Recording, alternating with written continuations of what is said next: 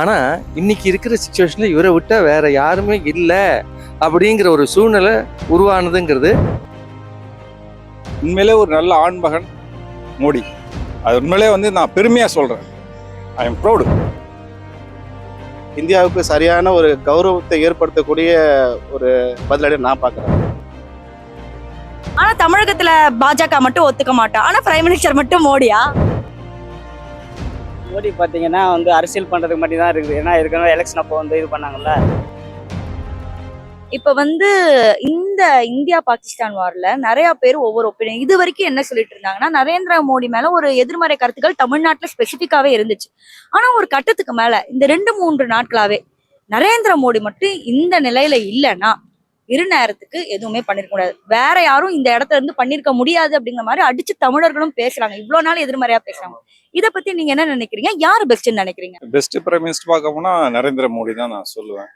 ஏன்னு கேட்டிங்கன்னா, இது பாகிஸ்தானுக்கு நிறைய முறை நம்ம அவங்களுக்கு பாவம் உயிர் சேதம் இருக்கக்கூடாதுன்னு அவங்கள நம்ம டிஸ்டர்ப் பண்றதே கிடையாது.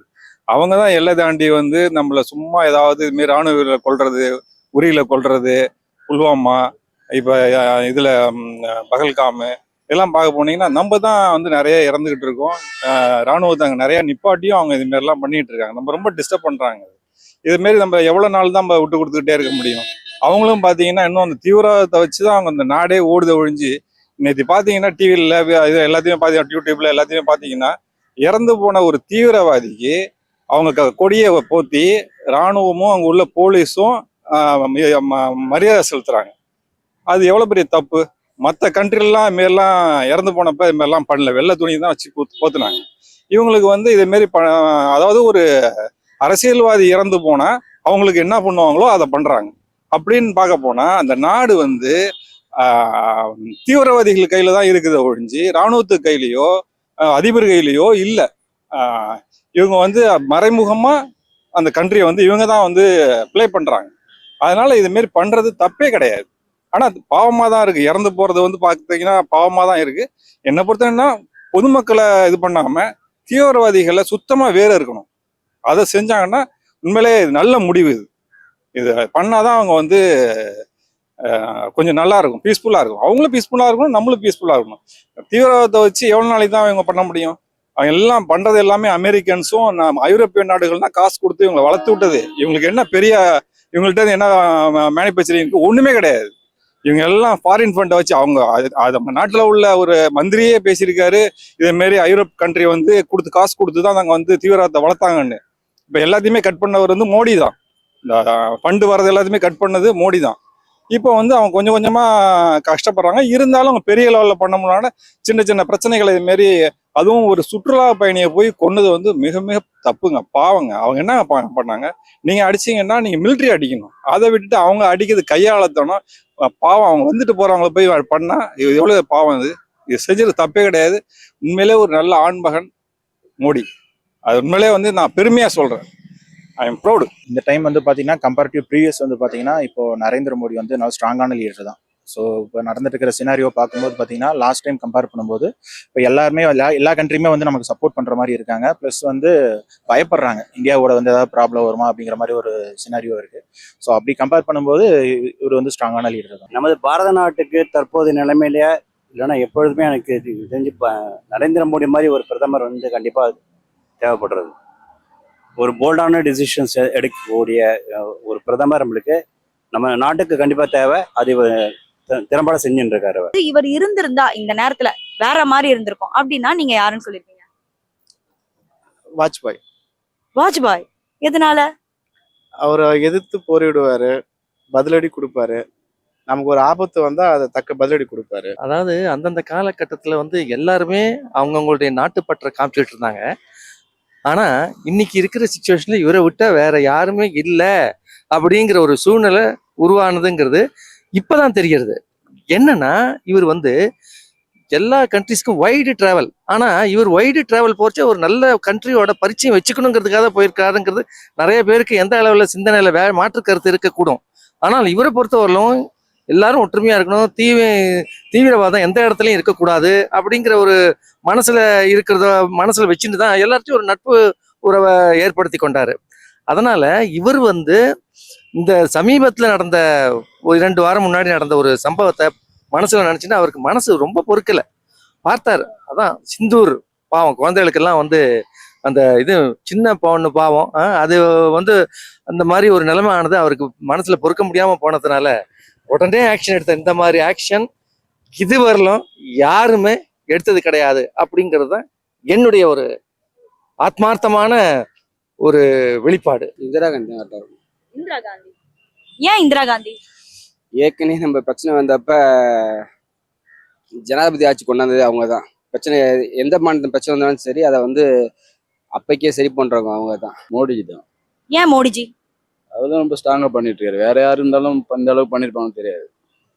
இப்ப ராகுல் காந்தியை பொறுத்த வரைக்கும் சொன்னதுன்னா அவர் வந்து நீட் கொண்டு வந்திருக்க மாட்டாரு, ஜிஎஸ்டி கொண்டு வந்திருக்க மாட்டாரு, சமரசமா போயிருப்பாங்கன்னு. சோ ராகுல் காந்தி வந்திருந்தா இது இன்னும் கூட சிறப்பா இருந்திருக்குமா? கண்டிப்பா. பத்தி எனக்கு தெரியல. என்னை பொறுத்த வரைக்கும் மோடி தான் நல்லா பண்ணிட்டு இருக்காரு. ஆனா தமிழகத்துல பாஜக மட்டும் ஒத்துக்க மாட்டா, ஆனா பிரைம் மினிஸ்டர் மட்டும் மோடியா? தமிழ்நாட்டுல ஒத்துக்க மாட்டாங்கன்னா அவரோட இது அந்த அளவுக்கு தெரியல யாருக்கும். இப்ப இந்த மாதிரி டைம்ல தான் தெரியுது அவரை பத்தி. அப்ப உங்களுக்கு பிரதமர் மோடி தான் பெஸ்ட். ஆமா. நீட்டு வேணும் வேணாங்கிறதுக்கிறது கிடையாது. ஆனா அதே சமயத்துல வந்து அது வேண்டாம் அப்படின்னு புறக்கணிக்கக்கூடிய அளவுக்கு மக்களுடைய செயல்பாடு வந்து எந்த அளவுக்கு ஏற்றுக்கொள்ள முடியுது அப்படிங்கிறத பார்க்கணும். ஏன்னா இன்றைக்கு இருக்கிற நிலவரத்துல நோய் நொடிகள் ஜாஸ்தியா இருது. அதே மாதிரி இன்ஜினியரிங் கன்ஸ்ட்ரக்ஷன் அது இதுன்னு பார்த்தோன்னா அதுக்கு தகுந்த குவாலிட்டி கண்ட்ரோலை பார்க்க வேண்டியிருக்கு. ஸோ இந்த மாதிரிலாம் இருக்கும்போது என்னன்னாக்க என்னை பொறுத்தவரையிலும் செலெக்ஷன் பேசிஸ்ல பெட்டர்மெண்ட் இருக்கிறது அப்படிங்கிறத எனக்கு தோன்றது. எனக்கு பிரசிடன்ட் நரேந்திர மோடி தான். அவருக்கு போய் தான் அந்த ஜிஎஸ்டின்னு சொல்லியிருக்காரு. பெரிய விஷயம் கிடையாது. இப்போ நீ டிஜிட்டல் இந்தியாவை கொண்டு வர யார் கொண்டு வந்தா? மோடி தான். மோடி வர பொதுவாக சாதாரண ஏழை மக்கள் கூட டிஜிட்டல் கற்றுக்கிட முடியும். சரிதா? அது மாதிரி சாதாரண சின்ன வியாபாரி கூட இப்போ வந்து உங்களுக்கு காசு கையில் வச்சுருந்தேன். இப்போ பணம் போடுறாங்க. அதனால பேமெண்ட் வந்து கையில் கொடுப்பாங்க. பேமெண்ட் குடிக்காரன் குடிச்சு தான் விட்டு போகிறான். இப்போ டிஜிட்டல் டீல் அப்படி கிடையாதுல்ல. மோடி வந்து தான் இது மாதிரி மாறிச்சு. பாகிஸ்தான் எவ்வளோ நாள் தான் இந்தியா பொறுத்துக்கிட்டே போவாங்க. எவ்வளோ நாள் பொறுப்பாங்க. இந்தியா ஒரு கண்ட்ரி நல்லா தெரியும். திருப்பி ஒரு காசு நோண்டிக்கிட்டே இருந்தால் விடுவாங்களா? இதே ராகுல் காந்தி இருந்தாலும் சரி யார் இருந்தாலும் சரி ரொம்ப நாள் பொறுக்க முடியாதுல்ல. மோடி செஞ்சது கரெக்டு தான். ஒருவேளை ராகுல் காந்தி பிரைம் மினிஸ்டரா வந்தா அவர் ஓகேவா? ராகுல் காந்திக்கு வந்து எனக்கு அந்த அளவுக்கு அவர் வந்து என்னால் ஏற்றுக்க முடியாது. ஏன்னு கேட்டிங்கன்னா மோடிங்கிறது வந்து ஒரு ஸ்டேட்டோட சீஃப் மினிஸ்டராக இருந்திருக்காரு. அதுக்கு அடுத்தது 2 முறை வந்து பிரைம் மினிஸ்டராக இருக்காரு. ஆளுமை திறமை மிக்கவர், நிறைய பிரச்சனைகளை பார்த்தவர். ராகுல் காந்தி வந்து பாதி நேரம் ஃபாரின்ல தான் இருந்தார். அவர் வந்து நாட்டு மக்களுக்காக ஒன்றும் பண்ணல. திடீர்னு வந்து டாடா ஏஸ்ல போறது இதெல்லாம் ஒரு வந்து குழந்தைத்தனமா இருக்குது. ஒரு அரசியல் பண்ணோம்னா மோடியை எதிர்த்து அதை அரசியல் பண்ணும் ஒழிஞ்சு இவர் வந்து போர்ட்டரோட போய் சேர்ந்து தள்ள தூக்கிட்டு போறது இதெல்லாம் வந்து ஒரு பிரைம் மினிஸ்டர் கேண்டிடேட் பண்ற வேலையே இல்லை. இதெல்லாம் ரொம்ப சீப்பா இருக்கு. அவர் வந்து என்ன கேட்டா மோடிக்கு ஆப்போனண்டா யாருமே இல்லை. இப்போதைக்கு பார்க்க போனா யாருமே இல்லை. அடுத்து எதிர்கட்சியில யாருமே, காங்கிரஸ் பெரிய கட்சி அழிஞ்சு போச்சு. ஒரு டபுள் டிஜிட்டுக்கு மேல அவங்களால சீட்டு வாங்க முடியல. மற்ற எந்த கட்சியுமே இல்லை. ஏன்னா மக்கள் வந்து உண்மையிலே இதை பண்றாங்க. மோடியை தான் வந்து சப்போர்ட் பண்றாங்க. மோடி நல்லா பண்ணிட்டு இருக்காரு. ஆனா ஒரு சில விஷயத்துல வந்து பொதுமக்கள் கஷ்டப்படுறாங்க. தொழிலாளர் சட்டத்தெல்லாம் வந்து எதுக்குறாங்க. அதெல்லாம் நலிவுபடுத்துறாங்க. அதெல்லாம் வந்து கொஞ்சம் மோடி பண்ணாருன்னா நல்லா இருக்கும். தொழிலாளர்கள் நல்லா இருந்தாதான் இந்த நாடு நல்லா இருக்கும். ஏன்னா தொழிலாளர் சட்டத்தை வந்து 40 சட்டத்தை வந்து 4 சட்டமா மாத்துறாரு. இதனால தொழிலாளர்கள் நிறைய பேர் நசுக்கப்படுறாங்க. இதனால முதலாளிகள் வந்து எங்களை வந்து ரொம்ப வந்து இது பண்ண அட்ராசிட்டி அதிகமா இருக்கு. இப்போ ஒரு கம்பெனி லாஸ் ஆயிடுச்சுன்னா முன்னாடி வந்து எம்ப்ளாய்க்கு ஏதாவது கொடுப்பாங்க. இப்போ அதெல்லாம் கிடையாது. ஒரே 1 மாசம் சம்பளத்தை கூட கொடுக்க மாட்டாங்க, அனுப்பிச்சிடுறாங்க. அதுமாரி எல்லாம் பண்ணாம இதெல்லாம் பண்றது உண்மையிலே மோடி ரொம்ப வரவேற்கத்தக்கது. அதனால சந்தோஷப்படுறேன். மோடி பாத்தீங்கன்னா வந்து அரசியல் பண்றதுக்கு மட்டும் தான் இருக்குது. ஏன்னா ஏற்கனவே எலெக்ஷன் அப்போ வந்து இது பண்ணாங்கல்ல, அரசியல் பண்ற மாதிரி தான் இருக்கு எனக்கு என்ன தோணுது பார்த்தா. ஆனா வாஜ்பாய் வந்து அந்த மாதிரி பண்ண மாட்டாங்க. நம்ம நாட்டுக்கு எப்படி இப்போ தேவையில்லாத பிரச்சனை ஃபர்ஸ்டே நம்ம பாதுகாப்பு போட்டுருக்கலாம். அந்த இடத்துல பாதுகாப்பு போடாம அவங்க சுட்டுட்டாங்கன்னு சொல்லி நம்ம சொல்றதுக்கு இல்லை. அந்த இடத்துல பாதுகாப்பே இல்லை ஃபர்ஸ்ட் சொல்றதுக்கு. தேவையில்லாத பிரச்சனை வந்து உருவாக்குற மாதிரி இருக்கு. வந்து ஸ்ட்ராங்கான லீடர் சொல்றதுக்கான காரணம் நம்ம எக்கனாமிலையும் சரி நிறைய விஷயங்கள் டெவலப்மெண்ட் ஆயிருக்கு. இதுல எந்த டெவலப்மெண்ட் பார்த்து நீங்க ரொம்ப வியந்தீங்க? மிலிட்ரி தான், வேற ஒன்றும் கிடையாது. ஏன்னா இப்போ முன்ன கம்பேர் பண்ணும்போது இப்போ பார்க்கும்போது நம்ம மிலிட்ரி வந்து ரொம்ப ஸ்ட்ராங்கு. ஸோ இன்கேஸ் இப்போ நடந்துட்டு இருக்கிற சினாரியோ வச்சு சொல்லும்போது கூட வந்து பார்த்தீங்கன்னா ஸோ அந்த கண்ட்ரிஸ் வந்து சும்மா சொல்றாங்க இது பண்ணிட்டாங்க அது பண்ணிட்டாங்க அப்படின்ட்டு. பட் ஆனால் கண்டிப்பாக எல்லாருமே பயப்படுறாங்க. ஸோ அதை வச்சு பார்க்கும்போது மிலிட்ரி வந்து ரொம்ப ஸ்ட்ராங் பண்ணியிருக்காரு. ஸோ நம்ம இந்தியாவை பொறுத்த வரைக்கும் பாதுகாப்பு வந்து ரொம்ப ஸ்ட்ராங்கா இருக்கு. இப்போ இந்திரா காந்தி அப்ப எமர்ஜென்சி கொண்டு வந்தப்ப பல பொருள் சேதம், உயிர் சேதம் இது நிறைய ஆச்சு. ஆனா இந்த தடவை வார்ல வந்து பொருள் சேதமும் உயிர் சேதமும் கம்மியா தானே இருக்கு when compared to.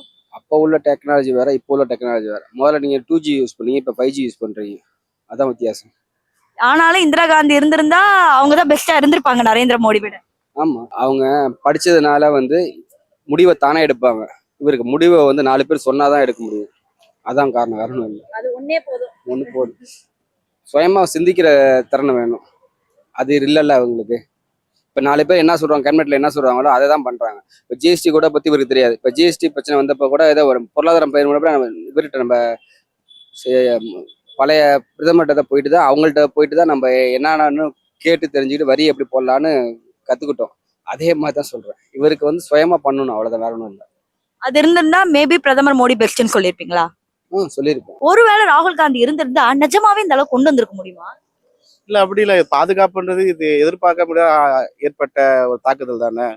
அந்த இடம் வந்து அவங்களுக்கு அறிவிப்பு இல்லாம ஓபன் பண்ணியிருக்காங்க. ஸோ அதனால நம்ம தற்காலிகமான பாதுகாப்பு கொடுக்க முடியல. இப்போ மோடி இப்போ பண்றது வந்து பதிலடி கொடுக்கறது வந்து இந்தியாவுக்கு சரியான ஒரு கௌரவத்தை ஏற்படுத்தக்கூடிய ஒரு பதிலடி நான் பாக்குறேன். நான் கரண்ட் சினாரியோ வச்சு சொல்றேன். ஸோ வச்சு சொல்லும்போது இவர் வந்து ஸ்ட்ராங்கா இருக்காரு, நம்ம மிலிட்ரி வந்து ஸ்ட்ராங்கா இருக்கு.